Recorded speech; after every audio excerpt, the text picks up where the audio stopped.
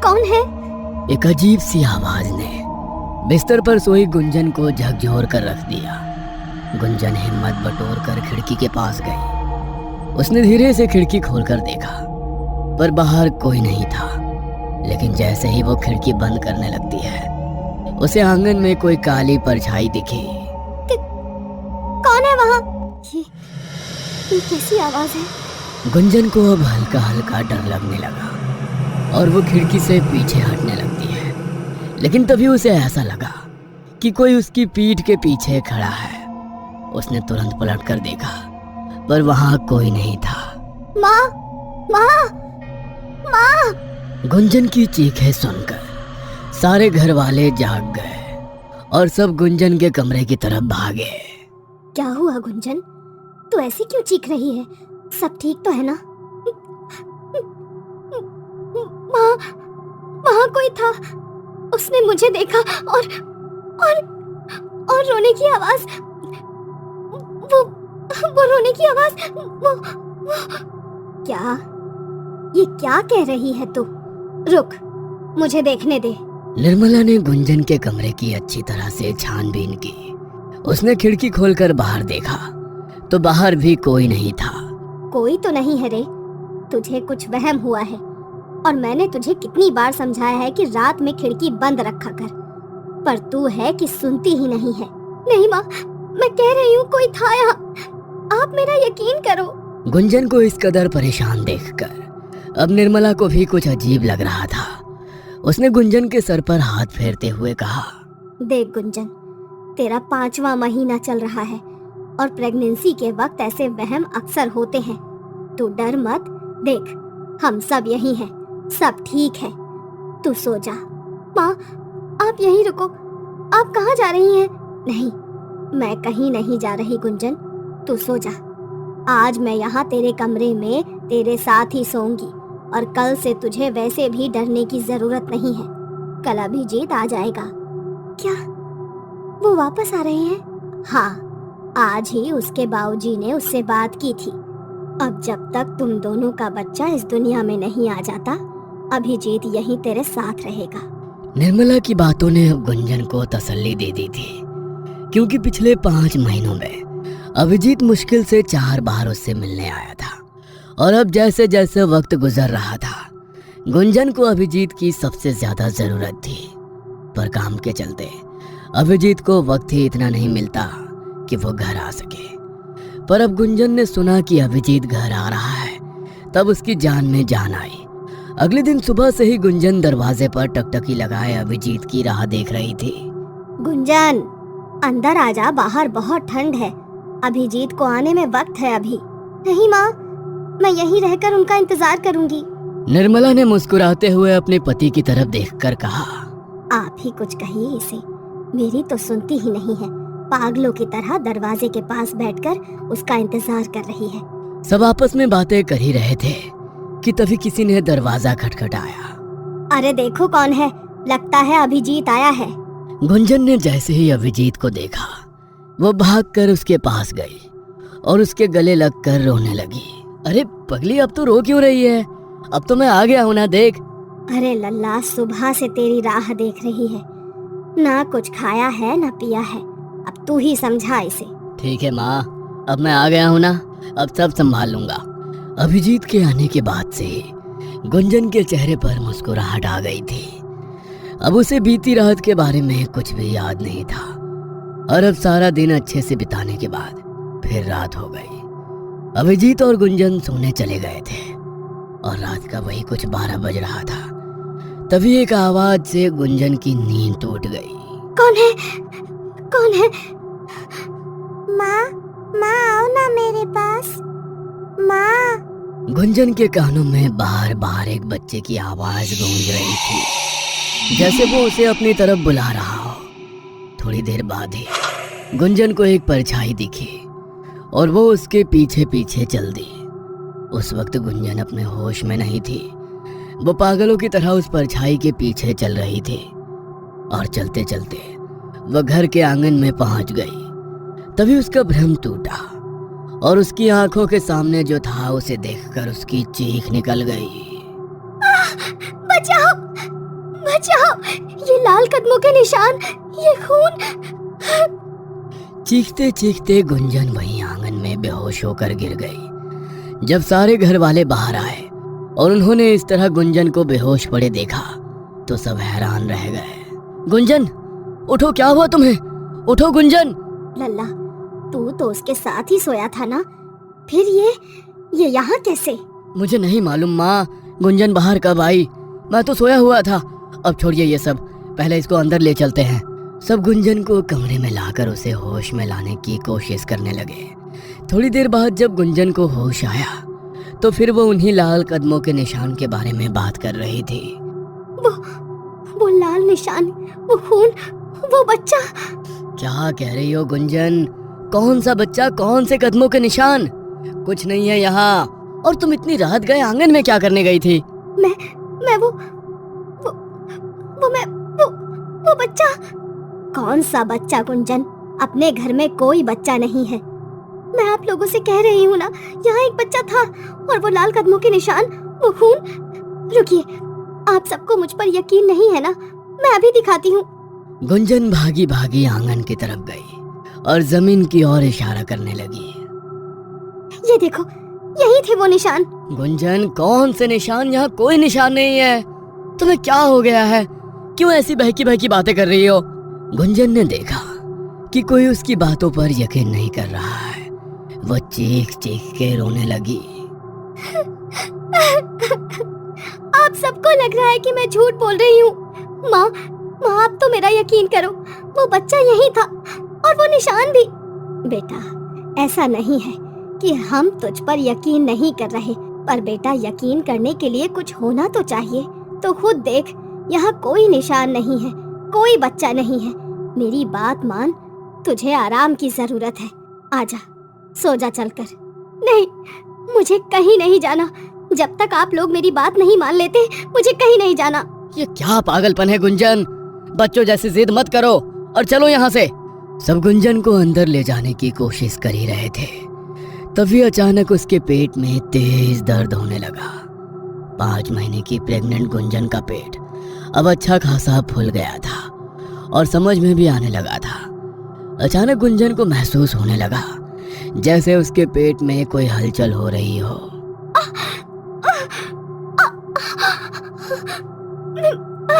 मेरा पेट। माँ, ये दर्द। देख, मैंने कहा था तुझसे, तेरी तबीयत बिगड़ जाएगी। अब बात मान ले गुंजन, अंदर चल और आराम कर, चल। निर्मला और अभिजीत जैसे तैसे गुंजन को कमरे में लाए, उसे दवाई दी और थोड़ी देर में ही गुंजन सो गई। अभिजीत बाहर आया और निर्मला से सवाल करने लगा, कब से हो रहा है ये सब?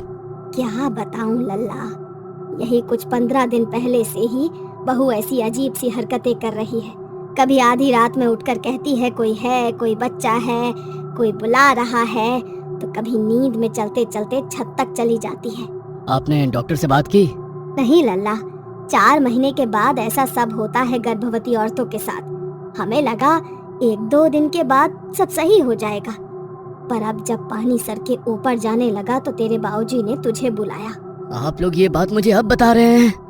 ठीक है, अब जो हो गया सो हो गया, पर कल सबसे पहले हम गुंजन को डॉक्टर के पास लेकर जाएंगे। अभिजीत ने ठान लिया था कि अब वो गुंजन के साथ जो भी हो रहा है उसे ठीक करके रहेगा।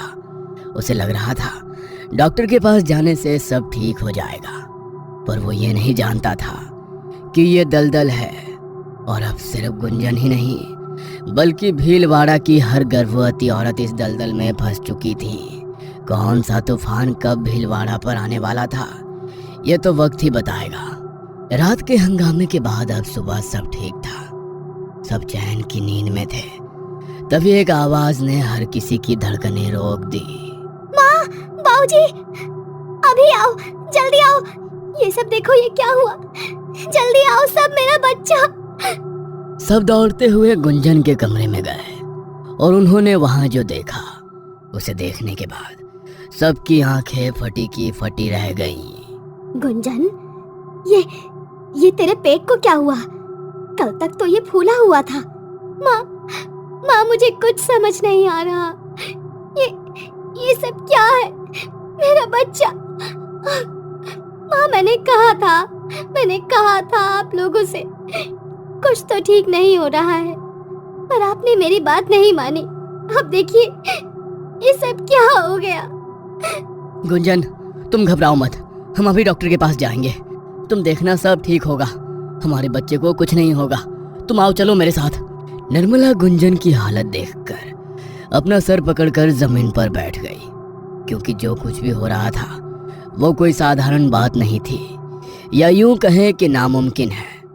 कल तक जो गुंजन 5 महीने की प्रेग्नेंट थी, उसके पेट में उसका बच्चा था, उसका पेट फूला हुआ था। आज अचानक उसका पेट बिल्कुल नॉर्मल हो गया। भला रातों रात ऐसा कैसे हो सकता है? देखिए, आप अपनी बेबी से कहिए कि ये रोना बंद करके मुझे बताएं कि आखिर हुआ क्या है। गुंजन, शांत हो जाओ। देखो, अब हम डॉक्टर के पास आ गए हैं, सब ठीक हो जाएगा। डॉक्टर, क्या बताऊं अब? कल तक मेरे पेट में एक बच्चा था, मैं माँ बनने वाली थी, और आज देखिए मेरा पेट ये बिल्कुल नॉर्मल हो गया है। मुझे ऐसा लग रहा है जैसे अब मेरे अंदर कुछ नहीं है। आपका दिमाग खराब हो गया है क्या? कैसी पागलों जैसी बातें कर रही हैं आप? और आप इनके पति हैं ना? आप तो पढ़े लिखे हैं, आप कैसे इनकी ऐसी बातों में इनका सपोर्ट कर सकते हैं? ये हॉस्पिटल है, गांव की दाई खाना का घर नहीं, जहां ऐसी बकवास बातें हो। डॉक्टर, मेरा हाल भी कुछ ऐसा ही होता अगर मैंने सब अपनी आंखों से ना देखा होता तो। अभिजीत ने गुंजन की सारी रिपोर्ट्स डॉक्टर के सामने रख दी, और जिन्हें देखने के बाद डॉक्टर के मुंह से बस एक ही बात निकली, ये नामुमकिन है। नहीं, ये नहीं हो सकता। देखा, मैंने आपसे कहा था ना, मैं झूठ नहीं बोल रही थी, पर किसी ने मेरा यकीन नहीं किया। गुंजन का रो रो कर बुरा हाल था। उसने डॉक्टर का हाथ पकड़कर कहा, अब आप ही कुछ कर सकती हैं, आप ही मेरी मदद कर सकती हैं। देखकर बताइए ना, मेरा बच्चा ठीक तो है ना? उसे कुछ हुआ तो नहीं है? डॉक्टर को कुछ समझ में नहीं आ रहा था कि वो गुंजन से क्या कहे। उन्होंने अपने पूरे करियर में ऐसा कोई केस ना तो कभी देखा था और ना ही सुना था, पर फिर भी उन्होंने अपनी और गुंजन की तसल्ली के लिए उसके लिए कुछ टेस्ट करना सही समझा। डॉक्टर ने अभिजीत की तरफ देखा और कहा, देखिए, हम अभी इनके कुछ टेस्ट करने जा रहे हैं, हो सकता है उससे कुछ पता चल सके। आपको जो करना है करिए, बस एक बार ये बता दीजिए, मेरा बच्चा और गुंजन तो बिल्कुल ठीक है ना? उन्हें तो कुछ नहीं हुआ है ना?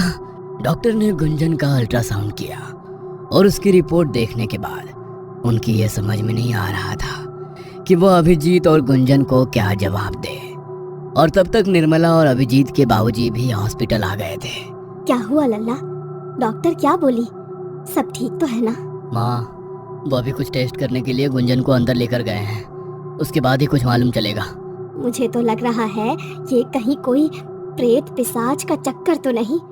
हमें बहू को किसी भगत के पास ले जाना चाहिए। माँ प्लीज, अब आप मत शुरू हो जाइए। कैसी बेवकूफ़ी भरी बातें कर रही हैं आप।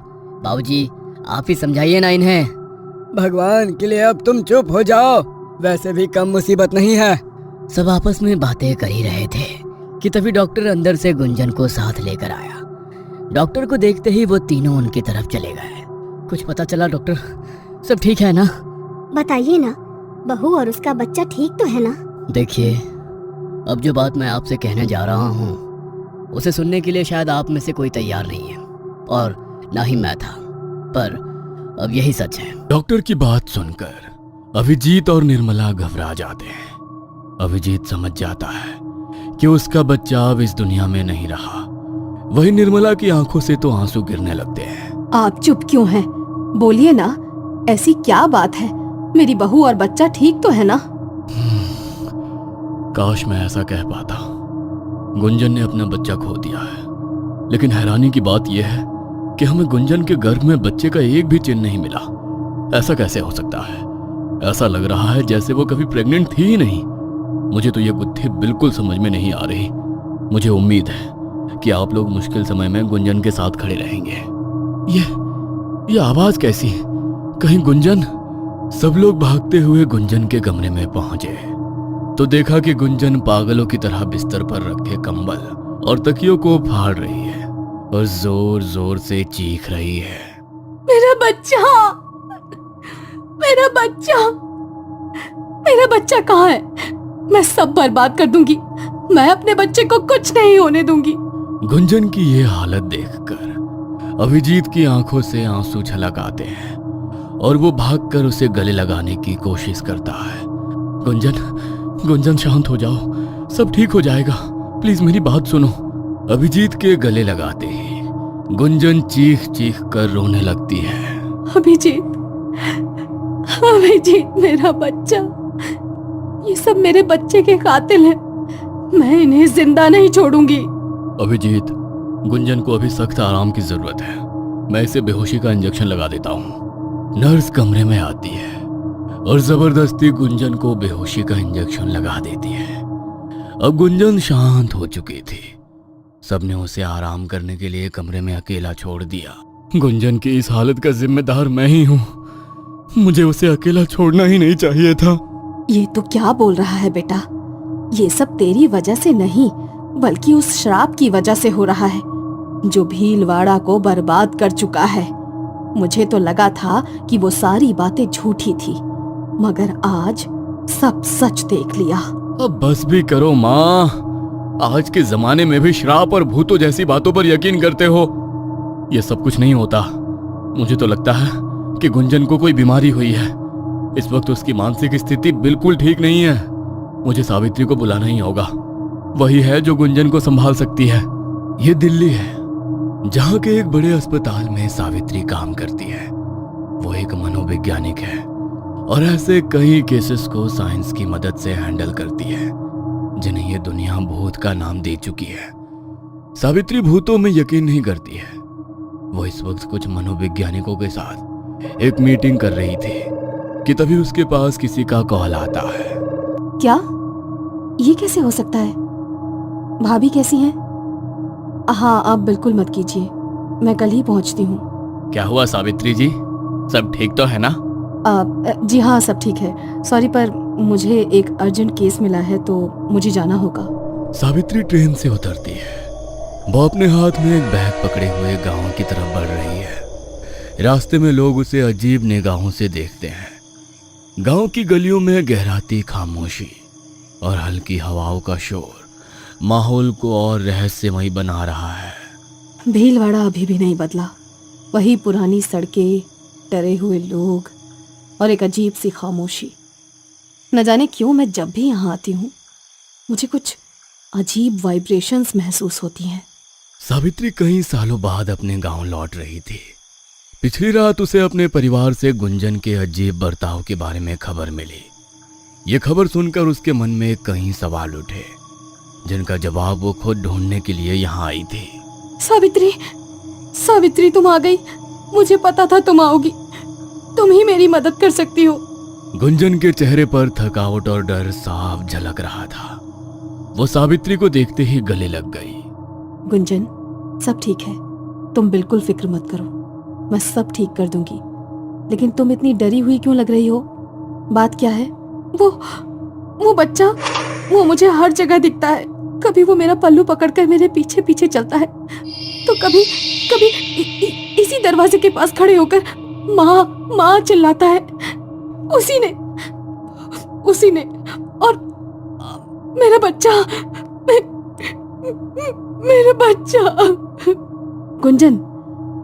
गुंजन, होश में आओ, यहाँ कोई बच्चा नहीं है। गुंजन, होश में आओ, यहाँ कोई बच्चा नहीं है।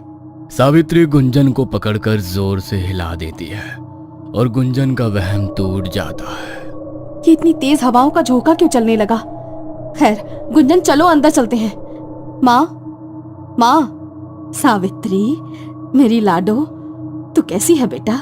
मैं ठीक हूँ माँ, मगर भाभी का ये हाल कब से है? 15 दिन हो गए हैं।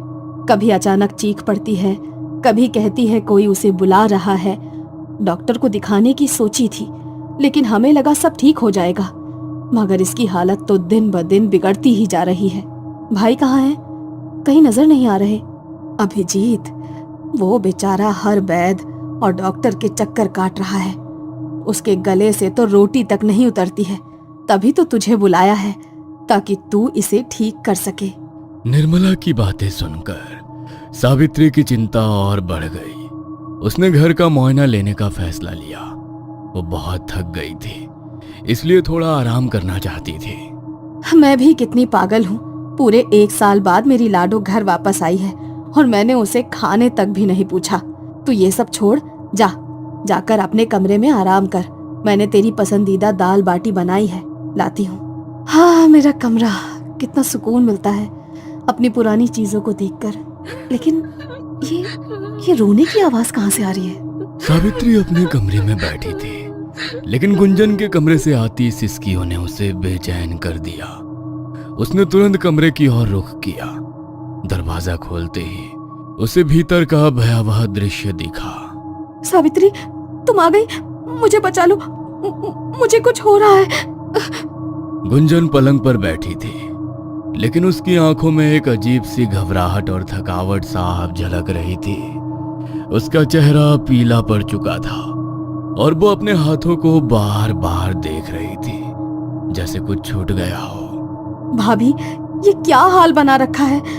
तुम इतनी घबराई हुई क्यों हो?